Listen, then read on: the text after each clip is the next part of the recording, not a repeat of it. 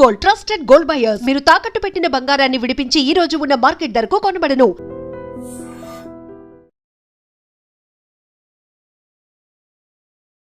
నమస్కారం, welcome to I dream. ధర్మ మార్గం విత్ విజిత కార్యక్రమానికి స్వాగతం.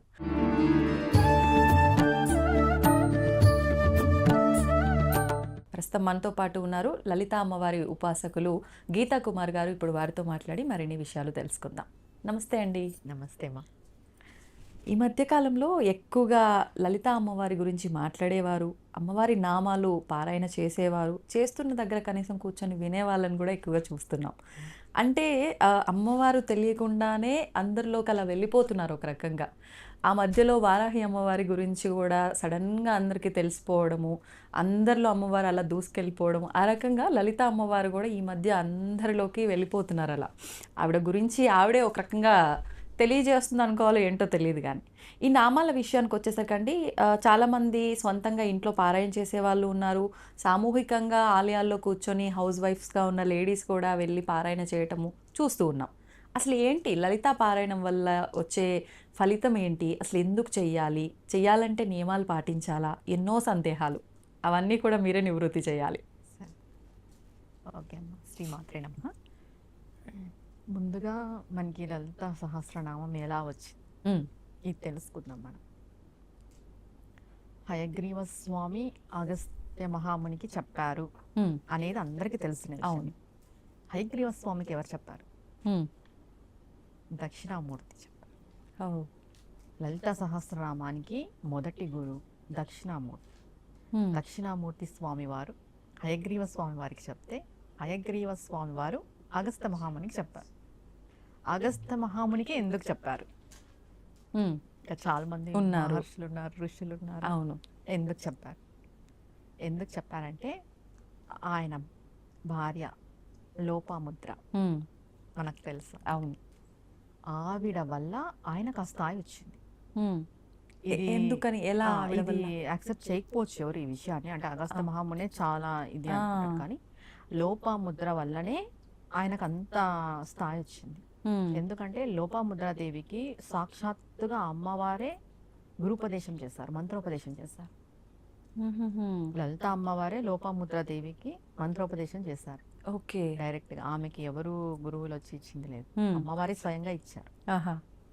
అందుకు ఆవిడ చాలా, వాళ్ళిద్దరు భార్యాభర్త చాలా గొప్ప స్థాయిలో ఉంటారు. మనం ఇప్పటికి చూస్తూ వింటూ ఉంటాం అగస్త్య మహాముని లోపాముద్రాదేవి అనేసి.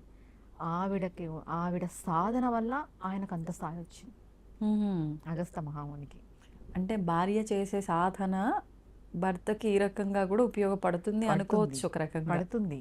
ఇది ఎవరికి తెలియక భర్త చేసేదే భార్యకు వస్తుంది, అవును, భార్య చేసేది భార్యకి ఉంటది. నేను లేదని చెప్పాను, కానీ ఒక స్టేజ్ దాటిన తర్వాత వాళ్ళు మునులు, మహర్షులండి.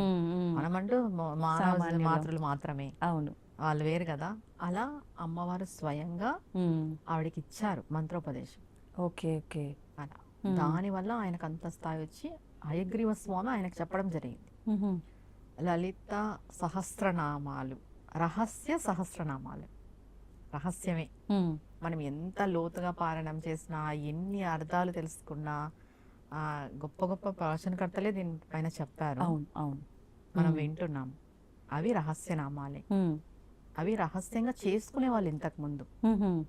అంటే ఇప్పుడు రహస్యంగానే చేయాలా అని అంటే, ఇంతకుముందు రహస్యంగానే చేసేవాళ్ళు ఎవరి ఇంట్లో వాళ్ళు. ఓకే. అందరూ కూడా చేసేవాళ్ళు కాదు, కొంతమందే చేసేవాళ్ళు. ఇప్పుడు రాని వాళ్ళు చేస్తున్నారు, తప్పులు చదువుతున్నారు. అలా కాకోకున్నట్టు నేర్చుకొని చదవండి. నేను చెప్పేది ఏంటంటే, బాగా నేర్చుకొని ఫస్ట్ వినండి. వింటూ ఉంటే ఆటోమేటిక్గా వస్తుంది. తర్వాత చదవండి. తప్పులు చదవు.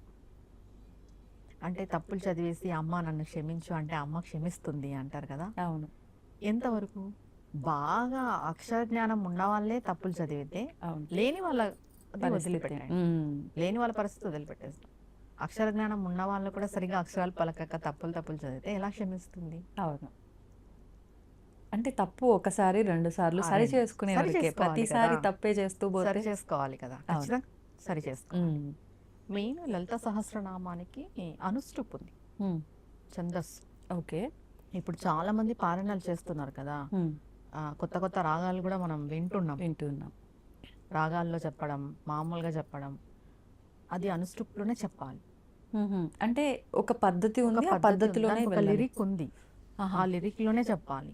ఓకే. ఎక్కువ రాగాలు తీసి చెప్పకూడదు, పాటలాగా అస్సలకే పాడకూడదు. ఇప్పుడు చాలా మంది గ్రూప్ పారాయణాల్లో కొంచెం రాగాలు తీసి చదవడం అలా మనం వింటుంటాం, అలా అసలు పాడకూడదు. అనుష్టుప్ ఛందస్సులోనే చదవాలి లలిత సహస్రనామం. దానికి టైం ఇంతే. నేనేదో ఫాస్ట్గా చదివేసి 15 నిమిషాల్లో కంప్లీట్ చేశానని, నేనేదో గంట సేపు అలా కాదు. 20 to 25 minutesలో లలితా పారాయణ కంప్లీట్ కావాలి. 20 minutes ఖచ్చితంగా. అంటే ఎక్కడ మొదలు పెట్టాలి, ఎక్కడ పులి స్టాప్, మళ్ళీ ఎక్కడ నుంచి హైలో అది లో చాలా అట్లానా? subject. అవును. ఆహా. ఎక్కడ మనం బ్రేక్ పెట్టాలి, ఎక్కడ కంటిన్యూగా చదవాలి బ్రేక్ లేకోకున్నట్టు, ఓకే, ఓకే. అలా ఉన్నాయి దాంట్లో నామాలు.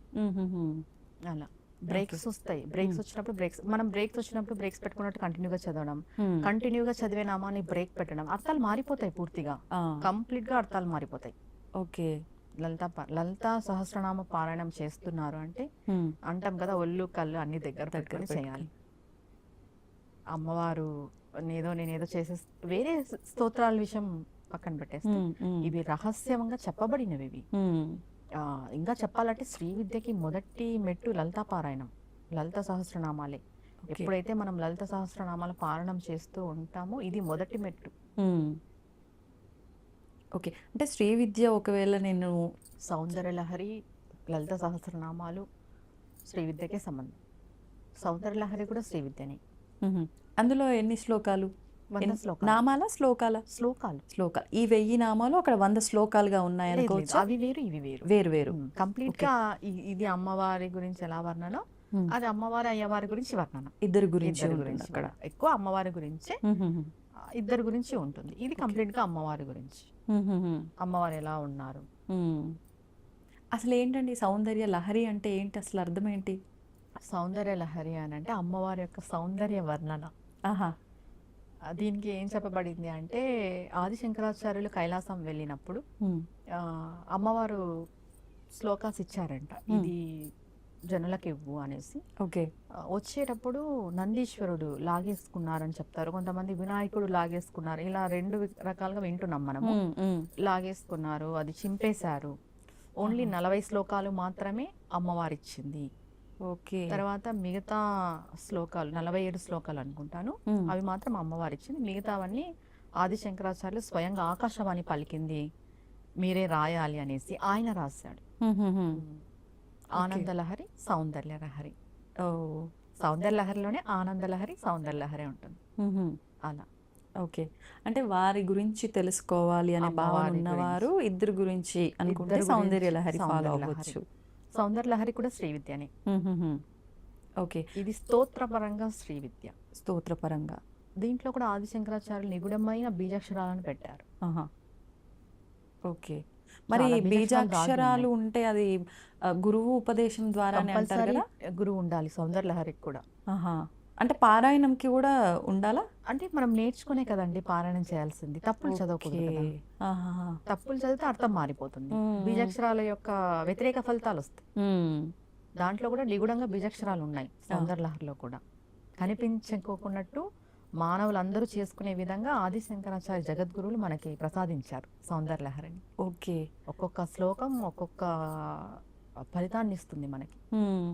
కానీ ఇప్పుడు ప్రతి ఒక్కరు అంటే ఒకరు ఏదో చేస్తే మాకు అది జరిగింది, వాళ్ళకి బాగా జరిగింది అని చెప్పి పుస్తకం కొనుక్కొచ్చుకున్నామా, ఎవరికి వాళ్ళు చేసుకున్నామా అనేటట్టు కూడా వెళ్ళిపోతున్నారు. అది కరెక్ట్ పద్ధతేనా మరి మీరు చెప్పిన దాన్ని బట్టి చూస్తే? కాదు, గురుముఖత నేర్చుకోవాలి. ఓకే. ఎందుకంటే ఖచ్చితంగా తప్పులు చదువుతాం, సంస్కృతం ఉంటుంది కాబట్టి ఫస్ట్ నేర్చుకొని తర్వాత పారాయణం అది చేయాలి. లలిత శాస్త్రం కూడా అంతే, ఫస్ట్ నేర్చుకోవాలి, నేర్చుకున్న తర్వాతే చదవాలి. తప్పులు మాత్రం చదవకూడదు. ఓకే. ఇప్పుడు స్టార్టింగ్ స్టేజ్లో ఉన్నారు మీరు, ఎప్పుడైనా లలితా పారాయణం కంప్లీట్ అయిపోయిన వెంటనే 11 సార్లు మనం ఉమాయ నమః ఉమాయ నమః అనుకోవాలి. ఎందుకని ఉమా అంటే మళ్ళీ ఇక్కడ గౌరీదేవి కదా, పార్వతీ అమ్మవారు అంటారు కదా. ఉమా అని అంటే అది మహేశ్వరుడికి ఇష్టమైన పేరు. ఉమా అని, అపర్ణ, ఉమా, ఈ 2 పేర్లు చాలా ఇష్టం అన్నమాట. ఓకే. అందుకు మనం ఆయనకి ఇష్టమైన పేరుతో అమ్మవారిని తలిస్తే అమ్మవారు మనకి ప్రసన్నమై చిన్నగా తప్పులు చదివింటాం కదా వాటిని క్షమించేస్తుంది అంటారు. ఓకే. అలా. ఇప్పుడు అందరికీ అర్థమయ్యే విధంగా చెప్పాలి అని అంటే మానవులందరికీ కావాల్సిందేంటి? కోరికలు నెరవేరటం, భక్తి, అమ్మవారి మీద ప్రేమ ఇదంతా పక్కన పెడితే మాకు ఈ ఇబ్బంది ఉంది తొలగిపోవాలి. లలిత చేయటం వల్ల ఇవన్నీ నిజంగా నెరవేరుతాయా? ముందుగా అయితే లలిత అని అనకూడదు. హ్మ్. లలిత Sorry. సహస్రనామాలు. హ్మ్. లలిత అని మనం ఆ. అనకూడదు. ఓకే. ఉమ్. ఆ. లలిత సహస్రనామాల్లో ఒక్కొక్క నామానికి ఒక్కొక్క ఫలితం ఉంది మనకి. హ్మ్. మనకి ఏ కష్టం వచ్చిందో ఆ కష్టం తగ్గట్టు ఆ నామాలు ఉన్నాయి. చేసుకుంటూ పోతే దీక్షగా చేసుకున్నా, లేదు లైఫ్ లాంగ్ మనం ఒక్కటే నామాన్ని పట్టుకున్నా కూడా మనం అల్టిమేట్గా ఆ సమస్య నుండి బయటపడిపోతాం. ఆహా, అంటే మొత్తం నామాలు చదవాల్సిన అవసరం కూడా లేదు. అవసరం లేదు. అంటే ఓకే. ఇది ఎలా చెప్తానంటే, ఇప్పుడు మనకి సొంత ఇల్లు కావాలి. ఆ. దాంట్లో ఏముంది, చింతామణి గృహంతస్థ అనే శ్లోకం ఉంది, అది పట్టుకోవాలి. హ్మ్, హ్మ్, హ్మ్. లలితా పారాయణం అంతా కంప్లీట్ చేసిన తర్వాత ఒకసారి ఆ శ్లోకాన్ని మనం ఇంకా నిత్యం చాంట్ చేయాలి. ఒక్కసారైనా మనం ఒక్కసారి కంప్లీట్ మొత్తం. చేయాలి మొత్తం ఆహా. అన్ని శ్లోకాలు. హ్మ్. అలా ఓకే. ఇప్పుడు వింటున్న దానికి మనం పుస్తకంలో చూస్తున్న దానికి చాలా అంటే పదాలు, అక్షరాలు వ్యత్యాసం అవును. చాలా ఉంటాయి. అవును. అంటే మరి మనం ఏది ఫాలో అవ్వాలి? ఒకవేళ ఇప్పుడు మేము ఫాలో అవ్వాలి భాస్కర అనుకున్నాం. భట్ల రాశారు కదా, హ్మ్. ఆయనది ఫాలో అవ్వచ్చు. హ్మ్, హ్మ్. భాస్కర భట్ల ఓకే. బుక్ ఉంది కదా, హ్మ్, హ్మ్. వాళ్ళది వేళ్ళపూడి వాళ్ళది కూడా బాగుంది బుక్, పుస్తకం అది ఓకే. ఫాలో అవ్వచ్చు. ఆడియో రూపంలో వింటూ అలా నేర్చుకోవాలనుకున్న వాళ్ళకి భక్తి ఛానల్లో ఓకే. వస్తుంది కదా, అది ఫాలో అవ్వచ్చు. ఇప్పుడు కొంతమంది చెప్తున్నారు, అవును. అది కూడా ఫాలో అవ్వచ్చు. కానీ అనుష్ఠుప్లో ఎవరైతే చెప్తారో మనకు తెలిసిపోతుంది ఆ, ఆ. ఎక్కువ రాగాలు ఉన్నాయా, హ్మ్. అప్పుడే అర్థమవుతుంది. అంటే వినసొంపుగా అది ఉంటుంది, ఒక ఆటోమేటిక్గా పాటలాగా రాగ రూపంలో కాకుండా మంత్ర రూపంలో ఉండాలా? ఉండాలి. ఆహా. అలా ఓకే, ఓకే. మరీ రాగాలు ఉండకూడదు, మరీ ఫాస్ట్ ఉండకూడదు. హ్మ్. అలా ఒక 2, 3 నామాలు ఏమన్నా చెప్తారా అట్లా? శ్రీమాత శ్రీ మహారాజ్ని శ్రీమసింహాసనేశ్వరి చిదగ్నికుండ సంభూత దేవకార్య సముద్యత. ఓకే. తెలియకుండానే అప్పు అది మళ్ళీ అలా వెంటనే వస్తాయి, స్లో అయిపోవడం, breaks అట్లా వస్తాయి. బ్రేక్స్. అలా ఓకే, ఓకే. హ్మ్. మనం అంటే ఇప్పుడు చాలా మందిలో ఏంటంటే ఏం తీసుకున్నా మంత్రం మనం ఆల్రెడీ ఇంత ముందు ఎపిసోడ్‌లో కూడా మాట్లాడుకున్నాము. నియమాలు పాటించాలి అని చెప్పి. మీరు ఇందాక చెప్పినట్టుగా ఎప్పుడు కుదిరితే అప్పుడు చేసుకుంటాము లలితా సహస్రనామాలు అనడం కన్నా సూర్యోదయం లోపల అన్నారు. 6 అలా లోపు ఇంకేమైనా నియమాలు ఉన్నాయా? ఈవినింగ్ అంటే కొంతమంది 3 సార్లు చేసుకుంటారు డే. డైలీ. 12 to 1 లోపు చేసుకోవచ్చు. 3 సార్లు పారాయణం చేసుకునే వాళ్ళు 12 to 1 లోపు కూడా చేసుకుంటారు. అది వేరు, అది దీక్షగా చేసుకుంటారు. హ్మ్. 3 సార్లు చేసుకుంటామని. ఆహా. లేదు ఒక్కసారి పారాయణం చేసే వాళ్ళైతే మీరు ముందుగానే సంకల్పం చేసుకునేటప్పుడు ఈవినింగ్ చేసుకోగలరా, మార్నింగ్ చేసుకోగలరా డిసైడ్ అవ్వాలి. ఆహా. మేము ఎలా ఎప్పుడు పడితే అప్పుడు చేసుకుంటాం అనేక లేదు. అంటే సంకల్పం మేరకు చేసుకునే అంటే వాళ్ళు, కోరిక కుదిరినప్పుడల్లా మేరకు అని చేసుకునే కాదు. వాళ్ళు. హ్మ్. కుదిరినప్పుడల్లా ఎవరు చేసుకోవచ్చు. నార్మల్గా ఏ కోరిక లేదు, మేము నార్మల్గా అమ్మవారివి వినాలి, చదవాలి అనుకునే వాళ్ళు ఈవినింగ్ మార్నింగ్ చేసుకోవచ్చు. అది కూడా ఆఫ్టర్నూన్ టైమ్స్లో చదువుతాము హ్మ్. అదంటే కాదు. ఓకే. కోరిక మేరకు చేసుకునే వాళ్ళు ఫస్ట్ కంప్లీట్గా ఒక టైం డిసైడ్ అవ్వాలి, ఈవినింగా మార్నింగా అని. ఓ. మార్నింగ్ అయితే 6 లోపు, ఈవినింగ్ అయితే ఆఫ్టర్ 6 పైన. హ్మ్, హ్మ్. ప్రతిసారి మనం ప్రతిరోజు పారాయణం చేసుకునే వాళ్ళు నైవేద్యంగా పానకము, వడపప్పు ఖచ్చితంగా పెట్టాలి. హ్మ్. మనం లలిత సహస్రనామాలు మనం పారాయణం చేస్తున్నాము అంటే ఖచ్చితంగా పానకం, వడపప్పు నైవేద్యం పెట్టాలి. ఇది కూడా మా గురువు గారు చెప్పింది. హ్మ్, హ్మ్, హ్మ్. ఓకే. ఇప్పుడు ముందుగా అంటే దక్షిణామూర్తి గురువుగా భావించి మొదలు పెట్టడం కరెక్ట్ అంటారా? మొదటగా మొదలు పెట్టేవారు. దత్తాత్రేయ స్వామి, దక్షిణామూర్తి హ్మ్. ఓకే. మొదలు ఇప్పుడు పెట్టచ్చు. స్వామికి సంబంధించిన ఏదైనా మంత్రం, ఏదైనా నామం ఉందా? అంటే మొదలు పెట్టే గురుభ్యో నమః అనుకోవచ్చు, సరిపోతుంది. చాలు. అందరు గురువుల్ని తలుచినట్టే. హ్మ్. శ్రీ ఓకే. గురుభ్యో నమః అది అనుకోవచ్చు. లేదు మనం సపరేట్గా దక్షిణామూర్తి స్వామిని అనుకున్నాం, శ్రీ మేధా దక్షిణామూర్తి నమః, హ్మ్. శ్రీ మేధా సమేత దక్షిణామూర్తి నమః. హ్మ్. ఇద్దరు భార్యాభర్తని కలిపి అనుకోవచ్చు. ఓకే. ఇలా శ్రీ దత్తాత్రేయ స్వామిని నమః, దత్త దిగంబర హ్మ్. ఇలా ఓకే. ఏదైనా అనుకోవచ్చు. ఇంకా ఏది అనుకోలేమంటే శ్రీ గురుభ్యో నమః. హ్మ్. అలా ఫస్ట్ గణపతి మంత్రం, ఆ. తర్వాత గురువు మంత్రం, తర్వాత మనం సహస్రనామ పారాయణం. హ్మ్. ఎలానో గణపతికి మనం శుక్లాంబరధరం అని అవును. చెప్పుకుంటాం. అవును. మొదటగా ఏ కార్యక్రమం మొదలు అలా పెట్టినా తర్వాత శ్రీ గురుభ్యో నమః అనుకున్నా సరిపోతుంది. ఓకే. ఇప్పుడు లలితా సహస్రనామాలు అనగానే ఈ మధ్య కాలంలో అందరికీ వినిపించేది వసిన్యాది వాగ్దేవతలే ఈ లలితా సహస్రనామాలు చెప్పారు అని చెప్పి. అసలు ఎవరు ఈ వసిన్యాది వాగ్దేవతలు? అమ్మవారి యొక్క శక్తులు, అమ్మవారి నుండి ఉద్భవించిన శక్తులు. హుహు. శక్తి స్వరూపాలు. అంటే ఒక రకంగా అమ్మవారి ఇంకొక రూపాలు అనుకోవచ్చా? కాదు. కాదు, మ్మ్. అమ్మవారి ఇంకొక రూపాలు కాదు, అమ్మవారి నుండి ఉద్భవించబడిన శక్తులు అంతే. మ్మ్హ్మ్. ఓకే. అమ్మవారి రూపం అమ్మవారే, ఆ, ఇంకా వేరే ఏం లేదు. ఓకే. వీళ్ళు శక్తులు, అమ్మవారి నుండి ఉద్భవించిన శక్తులు, మ్మ్. వశిన్యాది దేవతలు. మ్మ్హ్మ్. 8 మంది ఉంటారు వీళ్ళు. మ్మ్. వీళ్ళని మనం తలుచుకున్నా కూడా వాక్చాతుర్యం, వాక్శుద్ధి జరుగుతుంది. ఓ, అంటే విడిగా వీళ్ళకి సంబంధించిన జస్ట్ ఆరాధన? పేర్లు వశిని, నా- కామేశ్వరి, భగమాలిని, ఆహా. అట్లా వీళ్ళ నేమ్స్ ఉన్నాయి. 8 మ్మ్. నేమ్స్ వస్తాయి. మ్మ్. అనుకున్నా కూడా మనకి వాక్శుద్ధి కలుగుతుంది అంటారు. మ్మ్. అంటే వీళ్ళని తలుచుకోవటం వల్ల మనకు మాటకి పవరా ఏమనొచ్చు, దాన్ని ఎలా వాక్శుద్ధి, మాట్లాడాలి? వాక్చాతుర్యం, వే ఆఫ్ టాకింగ్ అంటాం కదా, ఒకరు మాట్లాడితే మనం అట్రాక్ట్ అవుతాం కదా, అవును, అవును. అలా ఓకే. అది పెరుగుతుంది. మ్మ్. అంటే వీళ్ళు మాట్లాడుతుంటే అలా వింటూనే ఉండాలనిపిస్తుంది. ఇప్పుడు అలా అంటాం కదా, అవును, అవును. అట్రాక్ట్ అవుతాం. ఓకే. వాక్శుద్ధి కలుగుతుంది మనకి. మ్మ్. వాక్చాతుర్యం అంటాం కదా, అది. మ్మ్. ఓకే. 8 పేర్లు. మ్మ్. ఇప్పుడు చాలామంది లలితా పారాయణము, లలితా సహస్రనామ పారాయణం అనేది ఇళ్ళల్లో ఒక వారం వీళ్ళింట్లో, ఒక వారం వాళ్ళింట్లో అని చెప్పి ఇలా ఏర్పాటు చేసుకొని చేస్తూ ఉన్నారు. ఇది సరైన పద్ధతేనా? చెయ్యొచ్చా? సరైన పద్ధతే, చెయ్యొచ్చు, కానీ బాగా చదవాలి, కరెక్ట్ గా చదవాలి, తప్పులు లేకుండా. తప్పులు లేకోకున్నట్టు. పారాయణం పెట్టుకోవడం తప్పు అనను నేను. మ్మ్. కరెక్ట్ గా మంచి వేలో నీట్గా నేర్చుకొని, దానికి ఒక ఛందస్సు ఉందని నేను చెప్పాను కదా, మ్మ్. అనుష్ఠుప్ ఛందస్సులో పారాయణం చేసుకోవాలి ప్రతి ఒక్కరు. మ్మ్. ఓకే. ఊరికే పారాయణాలు చేస్తున్నాం, పాడుతున్నాము, రాగాలు అలా కాదు. మ్మ్. మీరు ఎప్పుడు ఎవరు పారాయణాలు పెట్టుకున్నా, ఎంత మందితో కలిపి పెట్టుకున్నా కూడా మ్మ్. మెయిన్ పానకం వడపప్పు మిస్ కాకూడదు, స్కిప్ కాకూడదు. ప్రసాదం అయితే అది ఖచ్చితంగా దానిపైన ఎన్నైనా పెట్టుకోవచ్చు, కానీ అవి 2 ఖచ్చితంగా ఉండాలి ఆహా. పారాయణం చేస్తున్నప్పుడు మాత్రం. ఓకే.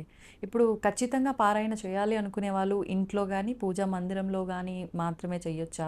లేదండి మాకు ఒక 2-3 గంటల జర్నీ ఉంది, మేము డైలీ ఆఫీస్కి వెళ్ళాలంటే చేసుకోకూడదు. అలా కూడా చేసుకోవచ్చా? చేసుకోకూడదు. ఎందుకనండి? అవి రహస్య నామాలండి, వాటికంటే ఒక శక్తి ఉంది. మేము ఎలా పడితే అలా ఇప్పుడు బస్సులో మనం జర్నీ చేస్తుంటాము, ఎవరు ఎలా ఉంటారో మనకి ఎలా తెలుసు? ప్లేస్ కూడా శుద్ధిగా ఉండాలి కదా. అవును. మన ఇంట్లో, మన గృహంలో నీట్గా ప్లెజెంట్గా ఉండి మన పూజా మందిరంలో చేసుకోవచ్చు, టెంపుల్స్లో చేసుకోవచ్చు. ఆహా. అంతే తప్ప ఎక్కడ జర్నీలో చేస్తాం, దాంట్లో ఒక నామాన్ని తీసుకుంటాం కదా, దాన్ని మనం చాంటింగ్ చేసుకోవచ్చు. ఓకే. అంటే మీరు చెప్పినట్టుగా ఒకసారి పారాయణం అయిపోయినాక సింగిల్ ఒక గా నామం తీసుకున్నప్పుడు ఉంటుంది. ఎప్పుడు చాంటింగ్ చేసుకోవచ్చు, ప్రాబ్లం లేదు. మ్మ్. మొత్తం సహస్రనామాలన్నీ చదువుతామంటే చదవకూడదు. మ్మ్. అలా ఓకే. కూర్చొని నీట్గా పద్ధతిగా చదువుకోవాలి అది ఒక చోట. ఓకే.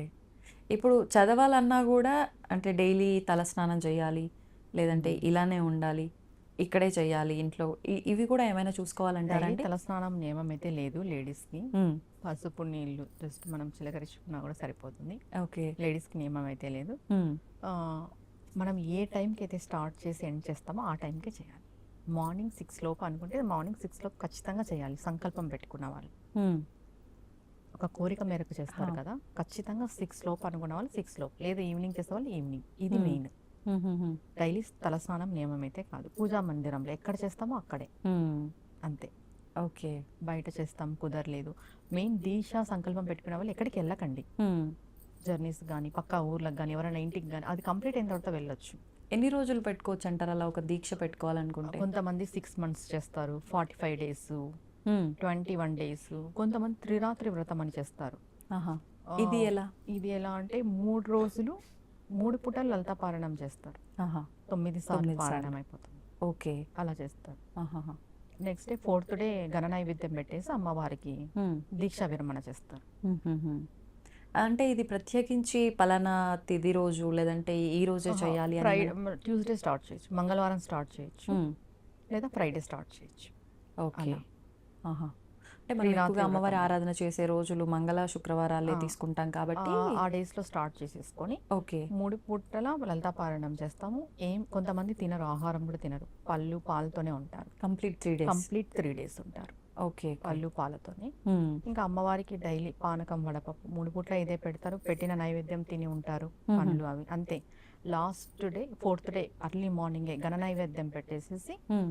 మనం దీక్ష విరమణ చేసుకుంటాం. అప్పుడు కూడా పారాయణం చేస్తాం 10వ సారి. ఆహా. ఇది కూడా చేసుకోవచ్చు. ఓకే. ఓకే. అంటే ఇది ఇట్లా ఫాస్ట్ రిజల్ట్. ఇది చేయడం వల్ల. ఓకే. త్రిరాత్రి వ్రతం ఫాస్ట్ రిజల్ట్. ఎక్కువగా అంటే మామూలుగా మనకి దేవి నవరాత్రుల్లో కూడా 3 రాత్రులుగా డివైడ్ డివైడ్ చేస్తారు కదా. చేస్తారు. లాస్ట్ 3 days త్రిరాత్రి వ్రతంగా భావిస్తాం. అష్టమి, నవమి, దశమి 3 days గా విభజన చేస్తాం కదా. అవును. సరస్వతికి, అవునండి. మహాకాళికి, మహాలక్ష్మికి అలా సపరేట్గా త్రిరాత్రి వ్రతం అని లలితా అమ్మవారికి కూడా చేసి లలితా పారాయణం చేసుకోవచ్చు. సంకల్పం పెట్టుకొని ఏదైనా కోరిక, ఓకే. ధర్మబద్ధమైన కోరిక. అంటే ఏ కోరికైనా మనకు ఇది అవ్వాలి అనుకున్నది పెట్టుకోవచ్చా, లేదంటే పలానా ఈ త్రిరాత్రికి సంబంధించి ఈ కోరిక కోసమే అని? మనది ఏదైనా ఏ కోరిక? సంసార పరంగా కానీ ఇప్పుడు నిత్య జీవితంలో మనకి ఏమేమి అవసరాలు ఉంటాయో అవును. అవి ధర్మబద్ధమైన కోరికలు ఖచ్చితంగా నెరవేరుతాయి. ఇది నిజంగా చాలా సింపుల్ కూడా, అందరూ చేసుకోవచ్చు. ఎక్కువ రోజులు అంటే నియమాలన్నీ మళ్ళీ బ్రేక్ చేసేస్తామో అన్న భయం ఉంటుంది. పారాయణం చేయాలి లలితా పారాయణం. ఇంకా 3 రోజులు బయటికి కదలొద్దా? కదలద్దు. ఆహా. భూసైనం చేయాలి. కొంతమంది ఏకభుక్తం ఉంటారు, కొంతమంది కంప్లీట్ గా తినరు. అది కూడా మన సంకల్ప ప్రకారంగానేనా? అది కూడా మన సంకల్పం, మన ఆరోగ్యరీత్యా చూసుకోవాలి. ఓకే. ఇప్పుడు దీక్షల్లో ఉన్నప్పుడు చల్లనీళ్ళ స్నానాలు అని ఇలా అంటూ ఉంటారు, దీనికి కూడా అది వర్తిస్తుందా? ఏదైనా మన ఆరోగ్యరీత్యానే చెప్తా నేను. ఓకే. మీరు స్నానం చేసుకోగలము అంటే చల్లనీళ్ళ స్నానం చేసుకోవచ్చు. మీరు తలస్నానం చేసుకోగల కెపాసిటీ ఉంటే తలస్నానం చేయండి, లేదు అంటే వేడి నీళ్ళ స్నానమే చేయండి, ఒళ్ళుకే చేయండి. ఓకే. ఏదైనా మన ఆరోగ్యరీత్యా. మనం ఆరోగ్యాన్ని కష్టపెట్టుకొని చేయమని దేవుడు చెప్పలేదు. అవును, అవును. మనకు ఆరోగ్యం కూడా సహకరించాలి కదా. అవును. అన్ని దృష్టిలో నేను పెట్టుకుని ఏ పూజ చెప్పినా కూడా ఆరోగ్యరీత్యా మన ఇంటి వాతావరణం మనకు అన్నిట్లోనూ సహకారం ఉందంటే మీరు మోర్గా చేసుకోవచ్చు. లేదు ఇంతే చేసుకోగలమని అంతే చేసుకోండి, బాధ ఏం అవసరం లేదు. మనస్ఫూర్తిగా చేసుకోవాలి ఏది చేసుకున్నా కూడా. అయ్యో మేము అలా చేయలేకపోతున్నామే, ఇలా చేయలేకపోతున్నామే అవసరం లేదు. మనసు అనేది ముఖ్యం ఇక్కడ. ఓకే. ఇప్పుడు ఇలాంటివి ఏమైనా చేయాలి అన్నప్పుడు ఖచ్చితంగా వైఫ్ ఇలాంటివి మొదలు పెట్టాలన్నప్పుడు హస్బెండ్ పర్మిషన్ ఖచ్చితంగా తీసుకొని వాళ్ళకి ఇష్టం ఉంటేనే మొదలు పెట్టాలి అని చెప్పి అంటారు, అది వాస్తవమే. ఎందుకంటే వాళ్ళు సహకరిస్తే బాగుంటుంది కదా. అవును, అవును. హస్బెండ్ సహకరిస్తే బాగుంటుంది. ఒకవేళ సహకరించకపోతే వదిలేయటం కరెక్టా, లేదు చేయటం కరెక్టా? అంటే ఇదేదో మనం తప్పు చేస్తున్నట్టు కదా, అమ్మవారి ఆరాధన చేస్తున్నాం, అది కూడా మన కుటుంబం కోసం చేస్తున్నాం కదా. అటువంటి సందర్భాల్లో అమ్మవారికి ఒకటే చెప్పుకోవాలి, అమ్మ నా ఇంటి పరిస్థితి బాగలేదు, మా వారు ఒప్పుకోవట్లేదు, మా వారి మనసు మారిస్తే నేను చేసుకుంటా. నాకు చేసుకోవాలని ఉంది సంకల్పం, మార్చే బాధ్యత నీది, చేపించుకునే బాధ్యత నీది. ఇక్కడ ఎప్పుడైనా కూడా ఏ పూజ ఏ వ్రతమైనా నేను చేస్తున్నాను అనే భావన కంటే మీరు చేయించుకుంటున్నారు అనే భావన ఉంటే సవ్యంగా జరిగిపోతుంది. మీరే చేయించుకోవాలి, నా చేత అనేది ఉండాలి. నేను చేస్తాను వద్దు, మీరు చేయించుకోవాలి. అమ్మవారికి ఇదే మొక్కాలి, శరణాగతి అంటాం కదా. ఎప్పుడు కూడా మీరే చేయించుకోవాలి, మీరే బాధ్యత. నేను శరణ్ కోరుతున్నాను, నేను మీ పాదాలు పట్టుకున్నాను, నాకేం తెలీదు, మీరు ఎలా తీసుకెళ్తే అలా నా జీవితం అని చెప్పేసుకుంటే అమ్మవారు తీసుకెళ్తుంది. ఇక్కడ నేను అనే అహం, నేను చేస్తున్నాను అదేదో మనం ఏం చెయ్యం అక్కడ. ఆమె అనుగ్రహం ఉంటేనే మనం చేయగలం. ఓకే. ఇప్పుడు లలితా సహస్రనామాలు మొత్తము మేము పారాయణ చేయలేము, ఒకవేళ చేసినా మేము ఎక్కడ తప్పులు చదువుతాము, ఇలాంటి భయాలు ఉన్నవాళ్ళు ఓన్లీ శ్రీమాత్రే నమః అనుకున్నా కూడా మొత్తం పారాయణ చేసిన ఫలితం ఉంటుంది అంటారు, వాస్తవమా అండి? 1000 సార్లు శ్రీమాత్రే నమః అనుకుంటే మొత్తం పారాయణం చేస్తాం. 1000 సార్లు?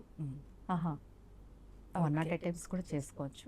కానీ మనం మంచి పారాయణ ఫలితం రావాలి అంటే 1000 సార్లు అనుకోవాలి, జపం చేసుకోవాలి శ్రీమాత్రే నమః. దీనికి మనం ఇంకా సమయాలు అవన్నీ ఏం చూసుకోవాల్సిన అవసరం లేదా? సమయం ఉంటుంది, దీనికి కూడా సమయం చూసుకోవాల్సిందే. సంకల్పం అంటే కోరిక ఉంటే సమయం ఉంటుంది, కోరిక లేదు అని అంటే సమయం ఉండదు. ఓకే. సంకల్పానికి ఖచ్చితంగా సమయం అనేది ఇంపార్టెంట్ అండి. సమయపాలన అంటాం కదా. అవును, ఖచ్చితంగా సమయం ఇంపార్టెంటే సంకల్పానికి. అంటే ఈ టైం లోపల నీ కోరిక తీరాలి అంటే ఈ టైంలో నువ్వు ఖచ్చితంగా అవి చేయాలి. మనం ఒక గోల్ పెట్టుకొని ఉంటాం, ఈ టైంకి అంతా నాకు అది జరిగిపోవాలి అని. అవును, అది జరగాలంటే నువ్వు ఇక్కడ కూడా సమయపాలన పాటించాలి. కరెక్టే. అలా. ఓకే. అంటే మనకు జరగాల్సింది జరగాలి, మనం చెయ్యాల్సింది కూడా కరెక్ట్గా చెయ్యాలి. ఓకే, అంతే. సాధారణంగా మనం ఇప్పుడు చూస్తూ ఉంటాము, పాటలు అనేసరికి సినిమా పాటలు, పిచ్చి పిచ్చి పాటలన్నీ వింటూ ఉంటాం. కానీ ఒకప్పుడు పాతకాలం నాటి పాటలు ఎంత అద్భుతంగా ఉండేవో మనమైతే అవి నిజంగా వినుండము. అవి వినిపించే వాళ్ళు కూడా మనకు చాలా తక్కువగా కనిపిస్తూ ఉంటారు ఆ వయస్సు వాళ్ళు. మామూలుగా అంటే పాత తరము అని అంటే ఇప్పుడు మనకు తెలిసినంత వరకు ఒక 50s 60s ఆ జనరేషన్ మాత్రమే పాత తరము అనుకుంటాము.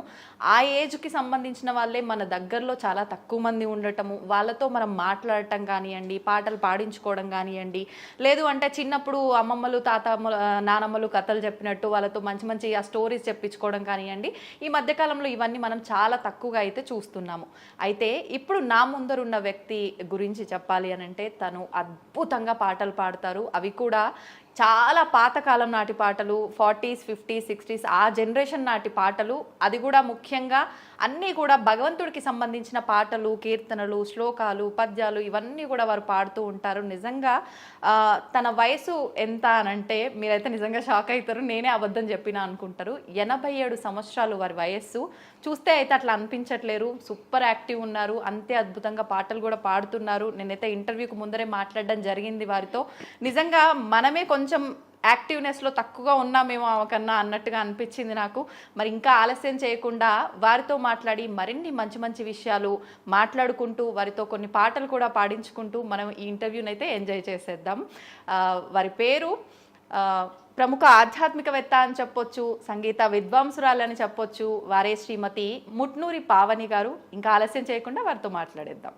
అమ్మ నమస్కారం. నమస్కారం అమ్మ. అమ్మ, మనం ఇప్పుడు ప్రస్తుతం కార్తీక మాసంలోకి ఎంటర్ అయిపోయినాం. కార్తీక మాసం అనగానే ఎక్కువగా మనకి ఇది ఆధ్యాత్మికమైన ఒక జీవనం మొత్తం కూడా కొనసాగిస్తూ ఉంటాం ఈ మాసం అంతా కూడా. ఇప్పుడు చూస్తూ ఉంటే కొన్ని కొన్ని నియమాలు, కట్టుబాట్లు, ఈ రకరకాల ఆరాధనలు ఇవన్నీ చూస్తున్నాం. అప్పటి కాలంలో కూడా ఇవన్నీ ఇలాగే ఉండేవా? ఏమైనా మార్పులు వచ్చినాయా? అసలు అప్పట్లో ఈ కార్తీక మాస ఆరాధనలు ఇవన్నీ కూడా ఏ రకంగా ఉండేవో తెలియజేయండి అమ్మా. అప్పటి కాలంలో ఏం చేసినా భక్తి ప్రధానంగా ఉండేది. ఈ కాలంలో ఎట్లా చేస్తున్నారని నేను, కానీ అదొక డ్యూటీగా చేసినట్టు చేస్తున్నారు తప్ప. అదే ఆ రోజుల్లో తెల్లవారుజామునే లేచి చన్నీళ్ళు స్నానం చేయాల్సిందే. రోజు పెద్దవాళ్ళు, పిల్లలు కాదనుకోండి, పెద్దవాళ్ళు మామూలు ఉపవాసాలు ఉండి కార్తీక మాసం అంతా స్నానాలు, ఉపవాసాలు, దీపాలు వీటికి సంబంధించిన విశేషమే కదా. కాబట్టి వాళ్ళు తెల్లవారుజామునే లేచి చన్నీళ్ళే స్నానాలు చేసేవాళ్ళు. తర్వాతను మరి నగర సంకీర్తనలు చేసుకుంటూ చీరాల అక్కడ బోర్డు దూరాలు ప్రయాణాలు చేసి, రైళ్లలో ప్రయాణాలు చేసి వెళ్ళి కూడా సముద్ర స్నానాలు చేసేవాళ్ళు. కార్తీక మాసంలో కార్తీక పౌర్ణమి వస్తే ఆకామావై కార్తీక పౌర్ణమిలో సముద్ర స్నానాలు చేస్తారు. ఆషాఢ పౌర్ణమి, కార్తీక పౌర్ణమి, మాఘ పౌర్ణమి, వైశాఖ పౌర్ణమి వీటిలో సముద్ర స్నానాలు తప్పకుండా చేస్తారు. అది నదీ స్నానాలు చేస్తారు. చేసేటప్పుడు ఆచారం ఏంటంటే భార్యాభర్తలుగా వెళితే మాత్రం ఇద్దరు కొంగు ముడేసుకుని చక్కగా స్నానాలు చేయాల్సిందే. పద్ధతులు అట్లా ఉండేవి. మేము పొద్దున్నే 2 కిలోమీటర్ల దూరం నడుచుకుంటూ భజనలు పాడుకుంటూ అక్కడ దీపాలు వెలిగించుకునేందుకు అక్కడ ముత్తైదులందరికీ పళ్ళు తాంబూలాలు పంచిపెట్టుకోవటాలు ఇవన్నీ నది ఒడ్డున స్నానాలు చేసి అది ఒకటి ప్రధానంగా ఉండేది. తర్వాత వన సమారాధనలు ఎందుకంటే ఉసిరి చెట్టు ఉన్న చోటనే ఆ వనంలోనే ఆ సమారాధన చేసేవాళ్ళు. అప్పట్లో అయితే అక్కడే ఉండి చేసేవాళ్ళు ఎంతమందికిను. అక్కడే ఉండేవాళ్ళు. ఇప్పుడంతా ఎవరికి వాళ్ళు వండుకు తీసుకెళ్ళి అక్కడ పెట్టుకు తింటున్నారు. కానీ అక్కడ చేసేవాళ్ళంతా మళ్ళు కట్టుకుని, అప్పుడు మడి వ్యవహారాలు ఎక్కువ ఉండేవి కదా ఆ రోజుల్లో. అక్కడే మళ్ళు కట్టుకుని చేసేవాళ్ళు. ఆ విష్ణుమూర్తికి, లక్ష్మీదేవికి అక్కడ అందరూ దీపాలు పెట్టుకుని చక్కగా పూజలు చేసి పాటలు పాడుకుంటూ ప్రదక్షిణాలు చేసుకుంటూ అంతా అయిన తర్వాత ఆ చెట్టు కింద అందరూ భోజనాలు చేసేవాళ్ళు. మన సమారాధన అట్లా ఉండేది అప్పట్లో. అది తర్వాత వచ్చేటప్పుడు దీపదానం. ముఖ్యంగా అది ముత్తైదులు ఏమిటో అందరూ దీపదానం చెయ్యాలి అనేవాళ్ళు. అది చేసేవాళ్ళు. సరే దాన ధర్మాలు ఇవన్నీ సరే, వాటికి ఎంత శక్తి కొద్దీ అంత చేసుకోవటమే. ఈ కార్తీక మాసంలో ఏమైనా ఇవ్వచ్చు, అన్ని వస్త్రదానం చేయొచ్చు. ఈ కార్తీక మాసం వచ్చేటప్పటికి అన్ని వస్త్రదానం సరే, ధనము ఏ రకంగా ఇచ్చినా ఏది ఇచ్చినా కార్తీక మాసంలో ఇచ్చింది రెట్టింపు ఫలితాన్ని ఇస్తుందని చెప్తారు కదా. అవును అవును. కార్తీక మాసం విశేషం, మాసంలో విశేషంతో ఇచ్చిన చేసిన వీటన్నిటికీ రెట్టింపు ఫలితాలు వస్తాయి అని చెప్పేవాళ్ళు. మరి అదే అదే. మరి ఇప్పుడు వీటితో పాటు దీపారాధన కూడా చాలా విశేషం కదమ్మా. ఇప్పుడైతే రకరకాల దీపాలు అంటున్నారు, రకరకాల ఒత్తులు కూడా సంఖ్యలు అంటున్నారు, ఇవన్నీ అప్పట్లో కూడా ఉన్నాయా? అయ్యో, అందరూ ఒత్తులు స్వయంగా చేసేవాళ్ళు. ఎవరికి స్వయంగా కొనే ఒత్తులు దొరికేవి కాదు అసలు, అప్పుడు ఉండేవి కాదు అసలు. ఇళ్లలో కూర్చొని చేయటమే. నేను కూడా మా ఇంట్లో ఇప్పటికీ నేనే చేసుకుంటా ఒత్తులు, బయట నుంచి కొనను. వాళ్ళంతా మీ రాట్నాల మీద చేసే పత్తి కూడా సరైనది ఉండదు. అప్పుడు మంచి పమిడి పత్తి తీసుకొచ్చి దాన్ని గింజలు చేసి శ్రద్ధగా ఒత్తులు చేసి దీపారాధన చేసేవాళ్ళు. దానికి ఎక్కువ ఫలితం ఉండదు అనేవాళ్ళు. మనం స్వయంగా చేసిపోయేదైనా అంతే కదా. భగవంతుడికి ఇప్పుడు బజార్ నుంచి కొనుక్కొచ్చి నైవేద్యాలు పెడుతున్నారు. ఇంట్లో నువ్వు అంత కింద చిన్న ప్రమాణం చేసి భగవంతుడికి పెట్టినా మనం చేసి పెట్టింది అది భగవంతుడికి ఆనందంగా అందుతుంది. బజార్లో కొనుక్కొచ్చినవి చూస్తున్నాం కదా, రకరకాల వాళ్ళు చేస్తారు, రకరకాల ఇది లేకుండా శుభ్రత లేకుండా ఏదో. ఇప్పుడు అవన్నీ చెప్పకూడదు. ఎందుకు చెప్పకూడదమ్మా? చెప్పొచ్చు. బయట పదార్థాలని వాళ్ళని ఆక్షేపించినట్లు అవుతుంది కదా. అందుకని అవి సామాన్యంగా నేనైతే అందరికీ చెబుతూ ఉంటాను. బయట నుంచి నేను మా ఇంట్లో భజన పెట్టుకుంటా. ప్రతి నెలలోనూ మా ఇంట్లో ఉండేది భజన. ఇప్పుడు మా మ్యారేజ్ రోజున పెట్టుకుంటాం భజన. ప్రతి సంవత్సరం మా మ్యారేజ్ రోజున పెట్టుకుంటాము. ఆ రోజున నేనే స్వయంగా చేస్తాను. రవ్వ లడ్డూలు చేస్తాము శుభ్రంగాను. అందరికి పండు, తాంబాలం, పసుపు, కుంకం ఇవన్నీ ఇచ్చుకోవటం అట్లా. కాబట్టి ఇవన్నీ స్వయంగా భగవంతుడికి చేసి వాళ్ళు పెట్టేవాళ్ళు, నైవేద్యాలు పెట్టేవాళ్ళు. మన సమారాధనలో అలాంటివి జరుగుతూ ఉండేవి. తర్వాత నుంచి ఆకాశ దీపాలంటే, గుళ్ళో ఆకాశ దీపాలంటే అవి చూడటానికి వెళ్ళేవాళ్ళు. గుళ్ళల్లో పెట్టేవాళ్ళు ఆకాశ దీపాలు. ఈ నెల రోజులు సాయంత్రం పూట అది ఆకాశ దీపం వెలిగిస్తారు అక్కడ. ఇవి కాక కార్తీక మాసం వచ్చాడు గుళ్ళల్లో పురాణాలు, కార్తీక పురాణం పండితులు వచ్చి చెప్తుంటే పిల్లలు మా పెద్దవాళ్ళతో వెళ్ళి మేము కూడా అప్పుడప్పుడు వింటూ ఉండేవాళ్ళం. అప్పుడు ఏమిటో తెలియకపోయినా దాని ఫలితం ఏమిటో తెలియదు, కానీ పెద్దవాళ్ళ వెనకాల వెళ్ళేసి సరదాగా వెళ్ళి చూసి వింటూ ఉండేవాళ్ళం. కార్తీక పురాణాలు ఇవన్నీ రోజు ప్రతి నిమిషం కూడా ఆధ్యాత్మిక కార్యక్రమంతోనే నిండిపోతుంది ఇవి. అవును, ఈ మాసం అంతా. సరే, ఆ తర్వాత ఆడవాళ్ళందరూ గ్రూపుగా కూర్చుని పాటలు, శివుడి మీద పాటలు అవన్నీ పాడుకుంటూ అమ్మలక్కలు చక్కగా వాళ్ళింటికి వీళ్ళింటికి పెత్తనాలకు వస్తూ ఉండేవాళ్ళు అప్పట్లో. ఇప్పుడైతే ఎవరింటికి ఎవరు వెళ్ళటానికి ఇష్టపట్టలేదు, వెళ్ళేందుకు ఎవరికి తీరుబడి లేదు. కానీ అప్పుడు ఇరుగు పొరుగులు సరదాగా నలుగురు కలిసి కూర్చుని కొన్ని పాటలు పాడుకుంటూ ఉండేవాళ్ళు. అన్ని దేవుడు ఆధ్యాత్మిక కార్యక్రమం పాటలే పాడుకుంటూ.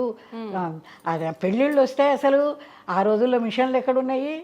పిల్లు పట్టి అప్పడాలు పెట్టాలంటే నా పెళ్ళికి విసిరాలి బోరుడు అప్పడాల పిండి విసిరాలి. నేను కూడా విసిరే అంతా స్వయంగా చేతులతోటే తిరగట్లో అన్ని ఇంట్లో చేసుకోవటమే. అవన్నీ అట్లా విసురుకుంటూ దేవుళ్ళ పాటలు పాడుకుంటూ ఉండేవాళ్ళు. అంటే ఇక ప్రతి పనిలో దేవుణ్ణి తలుచుకోవడం, అంటే దేవుణ్ణి తలుచుకుంటూ దేవుణ్ణి కార్తీక మాసంలో ముఖ్యంగా ఎక్కువ దైవ ధ్యానం ఎక్కువతోటి దాంతో ఆ పాటలు పాడుకుంటూ కృష్ణ వాసుదేవ కేశవ పరమాత్మ అప్రమేయ వరద హరిముకుంద నిన్ను చేరగంటి నీ కృపగనుగొంటి అఖిల సౌఖ్య పదములు అందగంటి అనుకుంటాను ఇక్కడ పద్యం. ఇట్లా ఏదో అంటే పాడుకుంటూ ఉండేవాళ్ళు. మా అమ్మమ్మ ఇంట్లో ఉండేది ఆవిడ గజేంద్ర మోక్షం అవన్నీ పాడుకుంటూనే ఉండేది. గజేంద్ర మోక్షం పాట రూపంలో ఉన్నాయి. మీరు మీ అమ్మమ్మ గారి దగ్గర నుంచి బాగానే నేర్చుకున్నట్టున్నారు పాటలు. మా ఇంట్లో వాళ్ళు పాడుతుండే, మా మేనత్తలు వాళ్ళందరూ పాడుతూ ఉండేవాళ్ళు. తెల్లారేస్తే అవే ఎక్కువ. అది ఆ తర్వాత వచ్చి ఇప్పుడు నేను మన 2009లో పరీక్ష కట్టి రేడియో ప్రోగ్రాములు ఇవన్నీ అయిపోయిన తర్వాత ఇక్కడికి వచ్చిన తర్వాత అడిగారు నన్ను, మా పిల్లలకి సంగీతం చెప్పండి అని. అందరూ బాగా పాడతారు మీరు. అయ్యా నాకేం సర్టిఫికెట్ అది ఏమీ లేదు, సంగీతం అంటే ఒక కట్టుబాటుగా చెప్పాలి కదా పద్ధతిగాను. ఏమక్కర్లేదు మీకు అన్నారు. సరేలే, ఎందుకు వచ్చింది అంటే 2009లో పరీక్ష కట్టా నేను సర్టిఫికెట్ కోర్సుకి.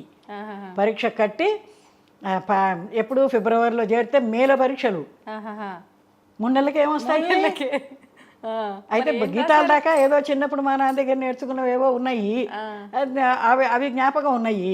సరే, అక్కడి నుంచి ఎవరు ఇక్కడ మెహదీపట్నంలో ఒక అమ్మాయి దగ్గరికి వెళ్ళి పాట చెప్పమంటే అమ్మాయి మీలాగా చిన్నది, నా వయసును చూసి అమ్మాయి కొంచెం జంకింది పాట చెప్పడానికి, సంగీతం చెప్పడానికి.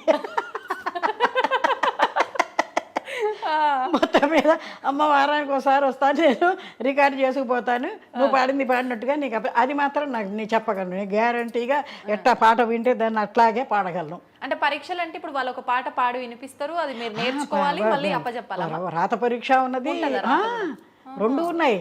Okay okay. అయితే ఇదేంటి ఈ 2 నెలలకి ఇంత వయసులో పరీక్ష రాసి తప్పితే సిగ్గుచేటు నవ్వుతారు ఎవరన్నారు.